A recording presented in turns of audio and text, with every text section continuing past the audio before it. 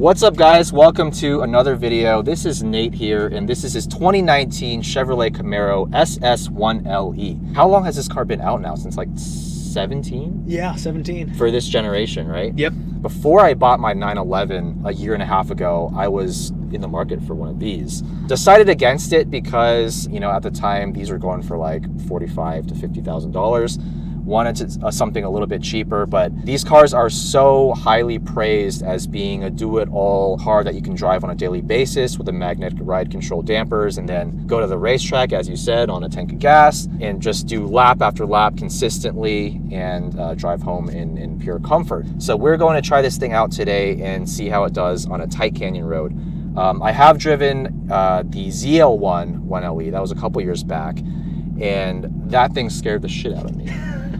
On a tight canyon road, it's too much power with the supercharger, and the DSSV dampers gave the car zero compliance on the bumpier, tighter sections of the road. So I'm hoping that's going to be completely different with this car with 455 horsepower, right? You've done a couple of bolt-ons to it, so it's making a little more.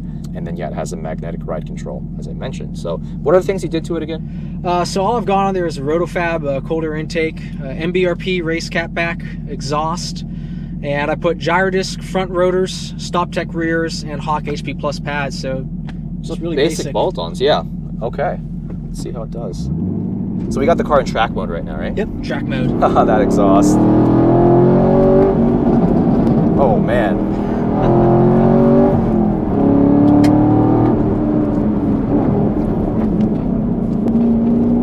Wow, lots of front end grip. We're on a Cup 2 tire, right? Or 4S, that's right. Good street tire.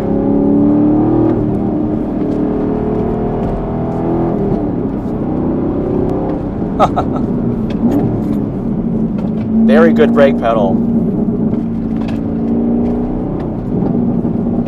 Now, what size tires are these? So I run the 295 front, 315 rear on Michelin's. Okay.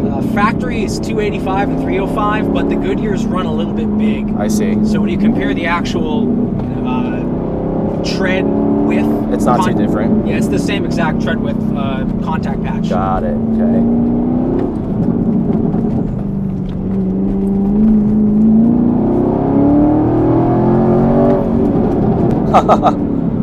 Pretty tall gearing. Oh yeah. I can feel the ECU holding me back a little bit coming out of corners. Is that because we're in track mode? Yeah, so you're in track without any of the PTMs on. Okay. If you want, I can take some of them off. Yeah, let's try that. Let's try that. So I'll give it to you little by little. So there's Sport 1, and that'll start letting it step out a little bit. All right, let's try it. Oh yeah, it's definitely a little more, gives me a little more slip angle now. Oh yeah, I feel that. It's just enough to where it's not even oversteer, it's just a suggestion of the rear end slipping. Bit of rotation. A little bit of rotation, yes.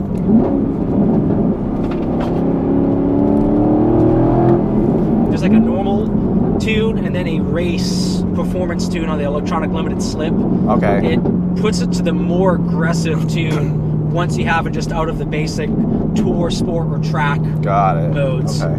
Yeah, ELSD, that's the other thing. So this car has a lot of adjustability with the modes. And I think that's really cool to see from an American manufacturer, because muscle cars of old, you know, it was one mode, go fast. But now it's like you got comfort, you got, you know, the tour modes, you got the sport mode.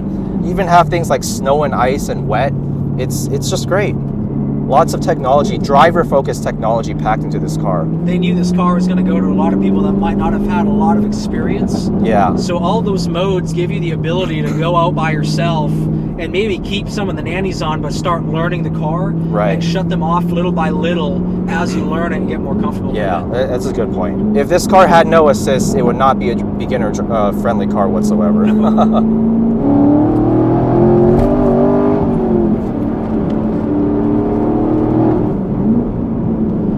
Really good power band, even on track. You know, I rarely go into second gear unless it's a really tight corner. There's plenty of torque in third. Oh yeah. I'm only shifting into second because it's fun. Oh yeah. Not because it's the fastest way to go around this road. good high-end stability. I really like the suspension. This is exactly what I was hoping to feel from this magnetic ride control. The only other car I've driven with this suspension is the old Chevy SS. Okay. In that car, it felt good, but in the most aggressive setting, it still felt a little bit too soft and boaty. This one just feels really tight and really firm. And I think factory tires, the car is designed to maintain 1.2 or 2.5 lateral G sustained. Okay. Wow. In my PDR, when I put Cup 2s on it, I've actually gotten it to peak at 1.5 and sustain 1.3, 1.4-ish. That's a lot of G's. Yeah. For an electric power steering rack, plenty of feedback. It feels hydraulic to me. In track mode, it's quite a bit heavier. In fact, this thing is kind of a workout to drive, if I'm honest.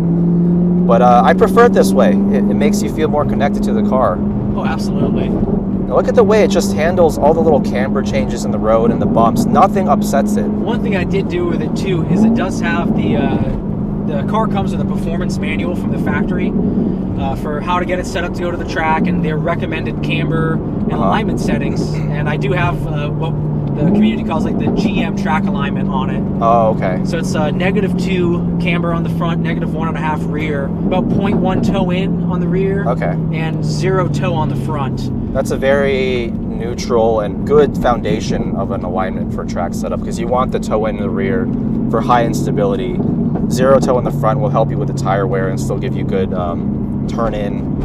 The camber, I'm surprised that they have less camber out back than in the rear, considering it's a rear-wheel drive car with a lot of power. With the dealer I go to at Able, they do a lot of track prep. They're kind of a speed shop disguised as a dealer, and they've toyed around with their ZL1s even, where I think the factory recommends like -2 or 2.5 in the rear. Okay. And they found that really only helps you on corner exit, but gives you a lot of spin and instability on the straight. Generally -1.5, even when I look at my tire wear after a track day, you know, I probably have a little bit more speed left in there, but I've never really needed more for where I'm driving on it. And with the 4S's on the street, the tires don't even wear that asymmetrically with it.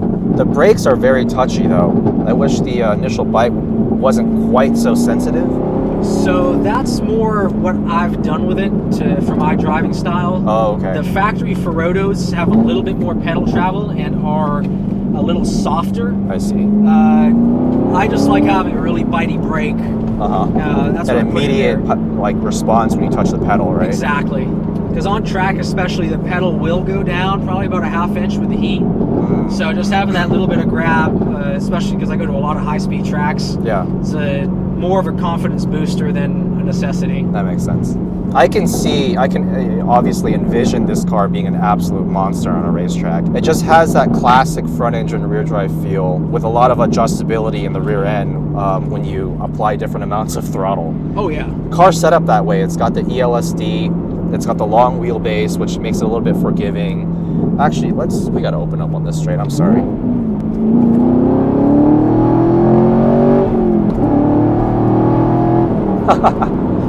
Makes a great sound, great throttle response. I mean, great steering, excellent brakes.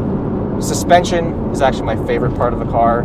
I prefer the suspension so much over the DSSV dampers. It's not even comparison. The crazy thing too about the 1LEs in particular with Chevy is they are very supportive of people who track their cars. So the 60,000 mile powertrain warranty, you're actually covered on track with that too. So if you blow the motor, blow the trans, anything other than just clutch, tires, and brakes, Chevy will warranty it, no questions asked. As long as you put the oil they tell you to put in there and follow what the book says. I mean, that's kind of like what Porsche will do with their GT products. So it's great to see an American manufacturer take tracking so seriously. I mean, this car is built for the track. There is no two ways about it. You buy this car for the track. Otherwise, you get a regular SS. Right? Exactly. A track alignment suggestion. I mean, like in the manual. Like when you mentioned that, I was like, that's really all you need to know to see that Chevy stands behind this product in terms of its intended purpose. So, fantastic car. I'm kind of almost regretting that I didn't just get one a couple years back. Glad that I finally got to drive one. It's great to see that you actually track it. The last thing I would want to see is someone buy this car and just I don't know, Turn it do into a burnouts waxer. everywhere. Yeah, exactly. So thanks for letting me drive your Anytime, SS1LE. Let me know what you guys think.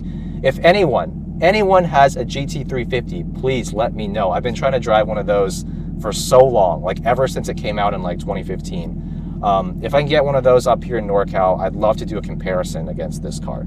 I know it's been done before, but it's one of my bucket list items. So thanks for watching, and I'll catch you in the next video.